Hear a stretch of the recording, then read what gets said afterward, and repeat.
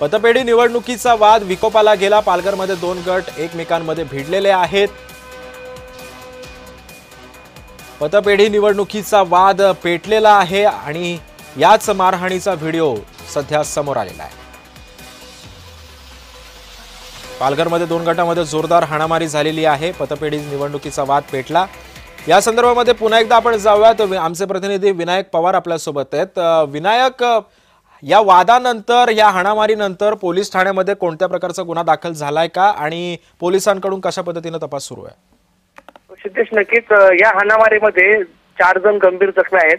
त्यांना तारापूर येथे रुग्णालयात उपचारासाठी दाखल करण्यात आलेला आहे आणि तारापूर पोलीस स्टेशन अंतर्गत या संदर्भात गुन्हा जो दाखल आहे तो अनुसूचित जाती जमातीच्या अंतर्गत तसेच मारहाणी या संदर्भात तारापूर पोलीस स्टेशन मध्ये गुन्हे दाखल आहेत।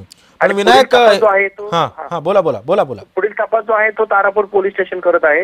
या बाबतीत पालघर पोलीस अधीक्षक ही घटनास्थळी भेट देणार असल्याची माहिती भेटते। बर, पण विनायक, हे दोन गट जे एकमेकांमध्ये भिडलेले आहेत, हे दोन गट कोणत्या राजकीय पक्षाशी निगडीत आहेत का?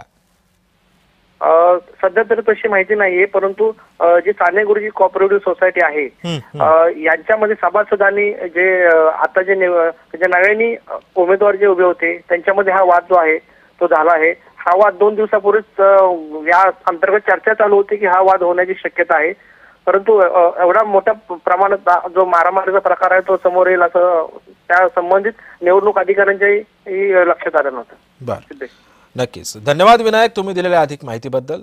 त्यामुळे पालघरमध्ये दोन गट एकमेकांमध्ये भिडलेले आहेत। पतपेढी निवडणुकीचा वाद पेटला आणि या दोन गटामध्ये हाणामारी झाली। पोलीस ठाण्यामध्ये गुन्हा दाखल करण्यात आलेला आहे।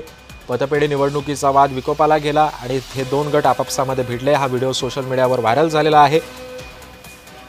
दोन गटामध्ये जोरदार हाणामारी झाली। पालघरमध्ये दोन गटात ही हाणामारी झाल्यानंतर पोलीस ठाण्यामध्ये गुन्हा सुद्धा दाखल झाला। विशेष म्हणजे ही जेव्हा हाणामारी झाली तेव्हा तिथे पोलीस सुद्धा 2 कॉन्स्टेबल उभे होते।